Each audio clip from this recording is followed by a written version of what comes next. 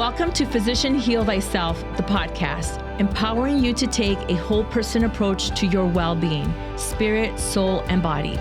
Join me, your host, Dr. Ana Lara, naturopathic doctor, entrepreneur, and a servant of Jesus Christ. We are not just a body, we are spirit and soul. It's time to integrate medicine and spirituality into our healing. Let's get started.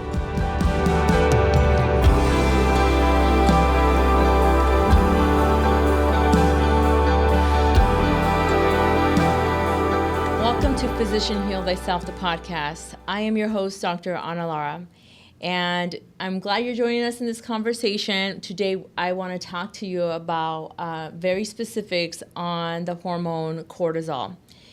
There's many talks on cortisol, but it is one of the body's main stress hormones. In a previous episode, I've talked about how cortisol, along with epinephrine, norepinephrine, are made in the adrenal glands. And these glands sit on the top of your kidneys. So these hormones, I want to talk about first the natural body's release of cortisol, because we do need cortisol. It's not all bad hormone. It's there for a reason. It spikes high in the morning as it helps us to wake up, right? So as it spikes up in the morning, we wake up, we rise up. It's like our internal alarm clock. And when that hormone is high, this will help us to get going. Just releases a little energy for us to get going. Usually we're not hungry when we wake up unless you've had an intense workout the day before. But what this does is after a couple hours upon waking, the hormone will come down just a little bit.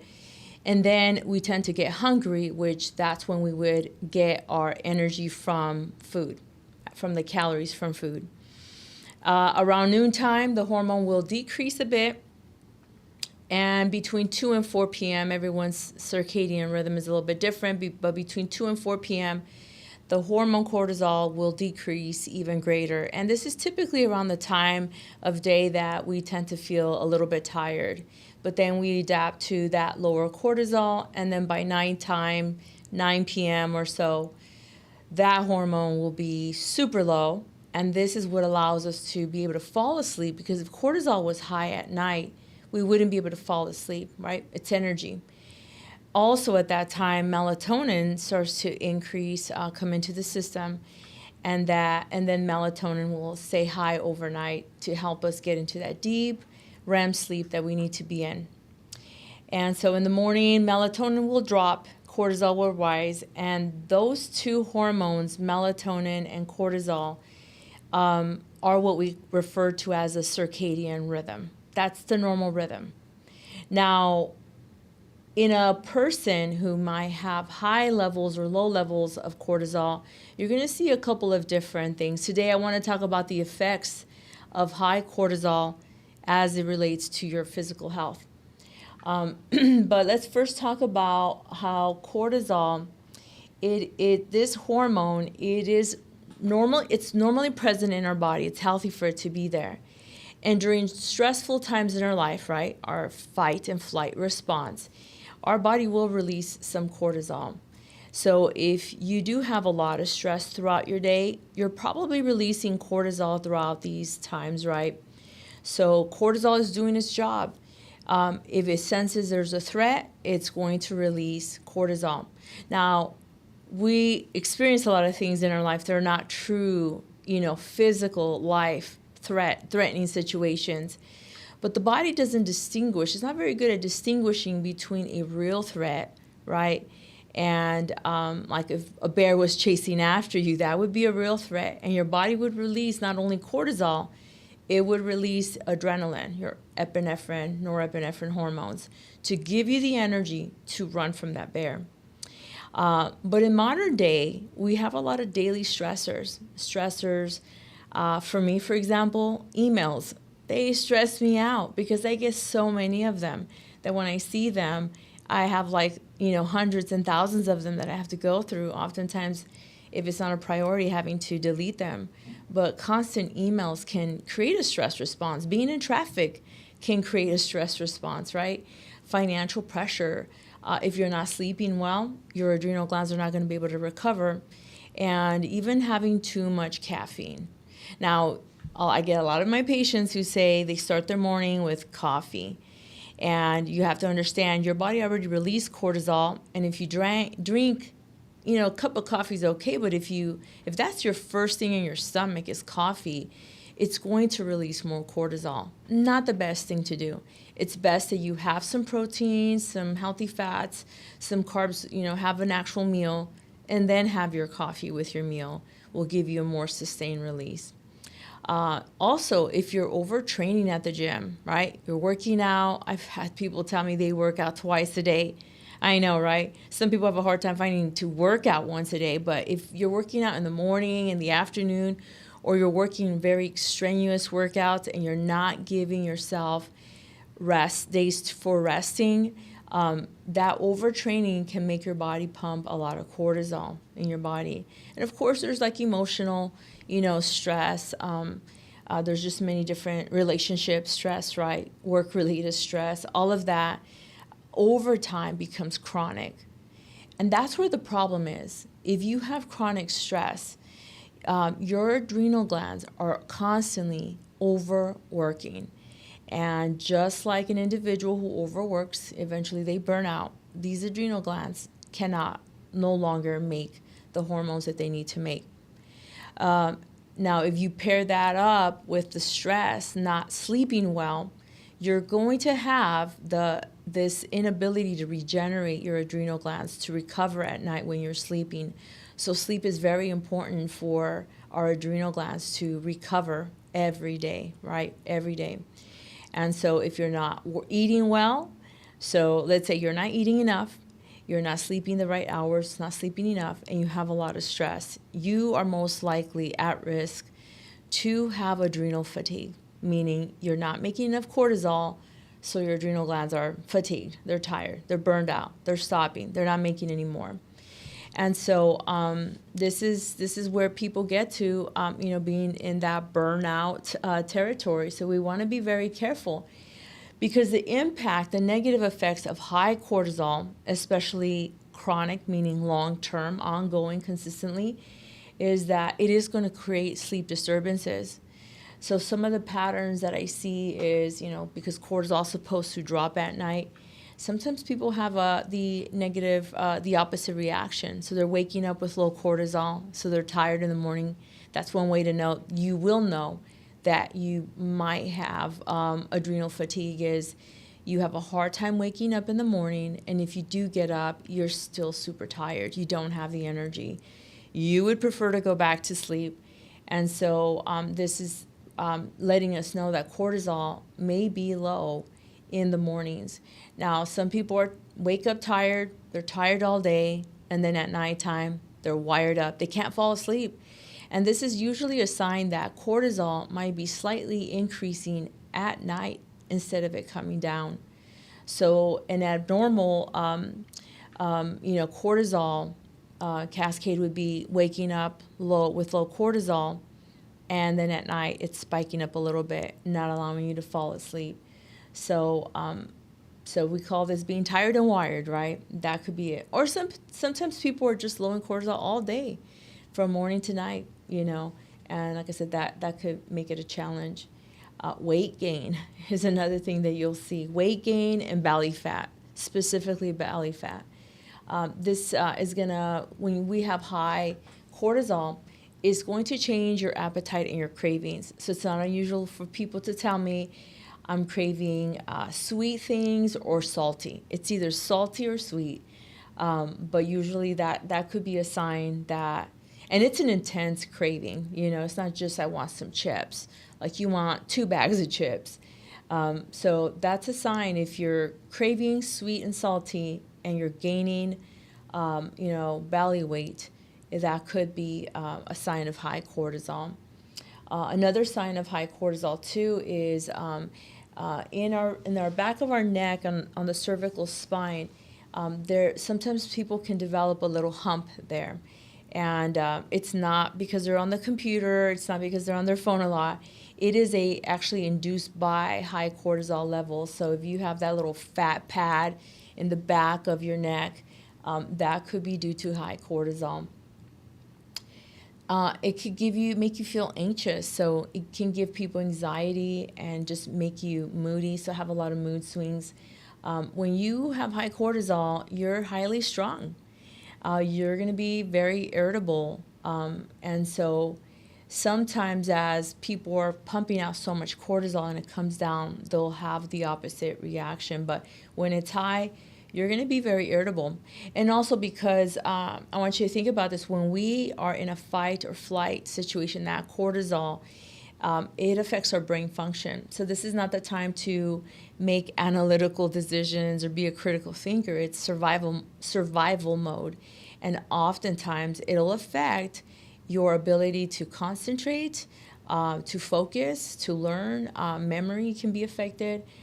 So it can have it has a huge impact on our brain health and how we feel. And over time, from anxiety to depression, you can kind of fluctuate between the two. Of course, high cortisol consistently is going to suppress your immune system. So you're more likely to get sick for longer periods of time. So it makes it difficult for you to recover. But it also makes you more susceptible to being sick more often. So it weakens your immune system. It also weakens your digestive system because we know that in the inner lining of our intestines, we have a protective barrier. It's immunoglobulin A. And this is part of your immune system. And cortisol will break down this barrier, making it easier for things to leave the gut. And so this is what sometimes we refer to as leaky gut syndrome. It's because of high cortisol. And if you ever think about it, if you are in a stressful situation, you get really upset and you're about to eat, you lose your appetite because your body is saying, we're in danger. We need to run. We need to fight. This is not the time to eat, right? Another negative impact that high cortisol has on us, I touched on this a little bit, but it's the cortisol affecting the brain, specifically the hippocampus. And we know that in children who are in environments that are constantly under chronic stress, they tend to have a smaller hippocampus, which is going to affect their memory, their focus, and their ability to learn. Now, high cortisol impacts our sex hormones as well. So like your estrogen, progesterone, testosterone, and so forth, in both men and women. But in women, we see that high cortisol tends to have a greater effect, right, on our hormones. It will steal from pregnenolone, which is our mother hormone, and it will steal from progesterone, which helps us in the luteal phase, the last 2 weeks of a woman's menstrual cycle. So if women have chronic high levels of stress, right, it'll throw their menstrual cycle off. It can extend the cycle, so they're not getting a period every 28 to 30 days. They might go months without a period. It can also shorten it. It can make it more heavy flow. I mean, it can have a lot of different impacts. So, of course, it will affect the reproductive system as well. So if they're trying to conceive and they're constantly under high stress, most likely they won't, because this hormone is inhibiting the important hormones for to be able to have a pregnancy, right? So some tips to lower, I want to share some tips too on how to lower cortisol. And these are the easiest things to do that are affordable for everyone to be able to do. And that is go to sleep. That's right, go to sleep early enough. At least get your 8 hours of sleep, especially for women, but you got to get your sleep. Now, if you are not going to bed early, let's say you're going to bed at 1 and 2 in the morning, and assuming that you're not working late, you are able to go to bed earlier, but you're just choosing to stay up. And I hear this a lot from moms. After my family's asleep, I just need a couple hours to myself. But that couple hours sometimes becomes longer than it's needed. And so before you know it, they're up at midnight, 1 and 2 in the morning. And the best times to really be asleep, especially for the purposes of recovering your adrenal glands and your brain and many other things, is to be asleep between 9, no later than 10 p.m. Of course, this is not going to apply if you work graveyard, night, late hours, you're working, that's a whole different show, right? There's a whole different conversation for individuals who work at night. But if you're not working at night and you are able to fall asleep, go to bed between 9 and 10, that is ideally the best time. I mean, I would even argue that earlier than that, but I know that our culture right now, how busy and the many things that we are involved with, sometimes that just doesn't allow for people's schedule to go to bed before 9 o'clock. 8 o'clock would be a good time, but none of us really can commit to that. But sleep is going to be the best way to recover your adrenal glands. Working out is important, but you don't want to, if you have high cortisol, working out extraneously can potentially cause even further higher cortisol levels. So you have to be very moderate with that. You can still lift weights, you can still hike, you can walk, you can do things. I specifically tell patients when they are experiencing a stressful situation, say your boss comes and yells at you and he's wrong, and you're upset about that, maybe during your lunchtime, take 10, 15 minutes of that and go for a walk. Try to burn some of that cortisol gently, because the movement is going to burn the cortisol off. So there is a place for exercise, but this probably wouldn't be the time to go do an intense HIIT workout, right? Unless you do it for a short period of time. The other thing is, you'd be surprised what deep breathing, slow breathing exercises can do to slow your nervous system, right? To bring it back to balance it out. And even practice mindfulness. I like to sometimes just sit outside and look at the clouds when we do have clouds here in Arizona. And if not, just look at the sky, and allow yourself to daydream, something that adults don't do, but something that simple of taking your mind off of the issues and just allowing this free flow, mindless, just daydreaming. Daydream of good things too. The other thing is to cut back on caffeine and sugar, because, sugar is super inflammatory, but caffeine can, like I said, it can make your adrenal glands to release more cortisol when it doesn't need it, especially avoiding caffeine after 2 p.m. Super important. Don't do anything it's going to be stimulating after 2 p.m. That can affect your ability to fall asleep at night, right? There are some people, though. I'm one of those. I can go for a late night workout, like in the evening time, and it'll help me to fall asleep. It won't keep me up and super, excited. So some people cannot work out at night. It gives them too much energy, and then they can't fall asleep. So know what works best for you. Keeping your blood sugar steady with balanced meals is important. So making sure you're having your breakfast, your lunch, and your dinner. Protein throughout the day, because that helps to stabilize blood sugars. And then, of course, talking to someone, having those social connections with other people to kind of, release some of your stress that you're going throughout the day can be very helpful with that. But the biggest thing is going to be sleep. I can talk about different natural herbs and things that we can do, but oftentimes it's the daily things that we do in our life that will help us to just regulate some of that cortisol. Now, this is for high cortisol. Now, what happens when someone has been going and releasing all this high cortisol? They usually feel good because they have all that extra energy, but eventually, it comes down. Cortisol will come down, and they won't be on that energy high. So now they're low energy, and they are, this is where I believe it gets dangerous, because I've tested people for cortisol levels. Typically, naturopaths will test everyone's cortisol in the morning upon waking in a fasting state. And the optimal levels are between 15 and 20 units of cortisol in the morning. Now, I've had people come in at a 1, a 2, and a 3. So basically they should be asleep in the morning. And they still get up and they push through and they continue, they work. A lot of men who I've seen who are working construction and they get up early every day and go to work and their cortisol levels are super low.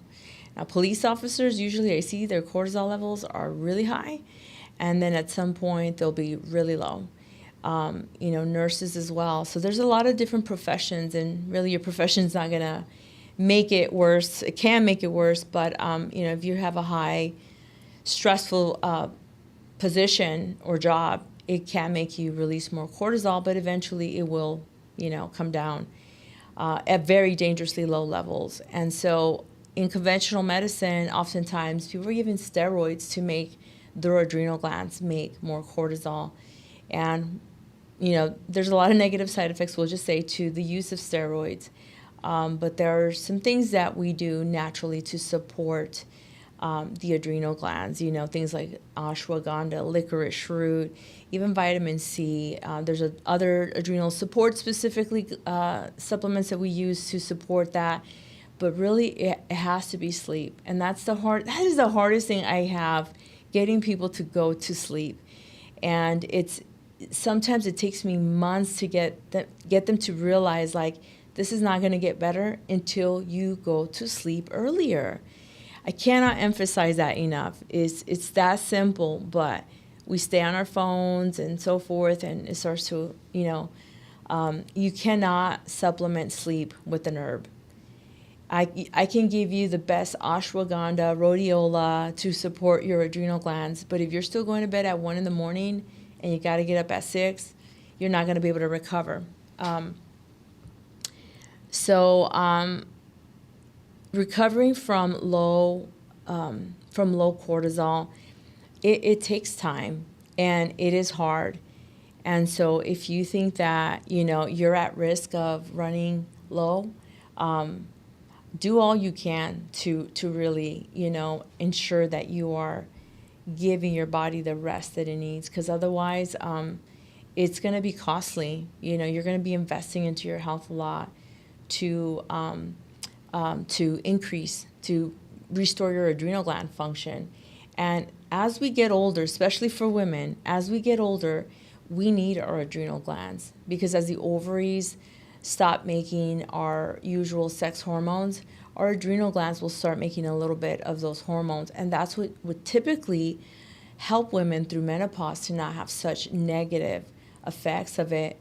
But if you've been living all your life under chronic stress and now you're perimenopause or menopause and you feel like you're falling apart, I almost guarantee that your adrenal glands are not optimally functioning.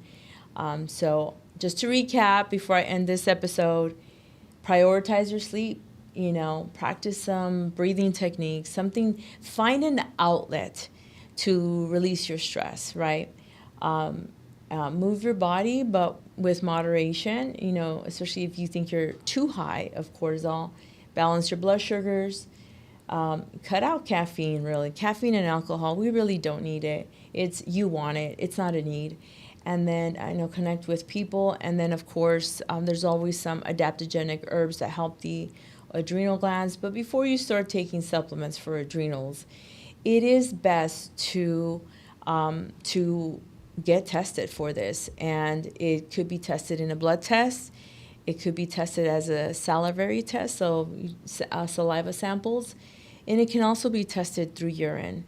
And so if you have any questions on any of that, you can always reach out to my clinic at Raices Naturopathic Medical Center to discuss how you can be screened for cortisol levels and amongst other things. Hey, I hope you have enjoyed this episode as we talked about cortisol and the importance of, modulating that as we get older. Our adrenal glands will slow down and it'll make it difficult to restore. So until next time, I hope you've enjoyed this message. and I hope you are all blessed. Thank you for listening to Physician Heal Thyself, the podcast. If you like what you've heard, please like, share, and subscribe. Help this message reach more people who may need to hear it. Leave your comments. I want to know what you think. If you're interested in learning more about Raices, visit our website at raicesndmedcenter.com. Until next time, be blessed.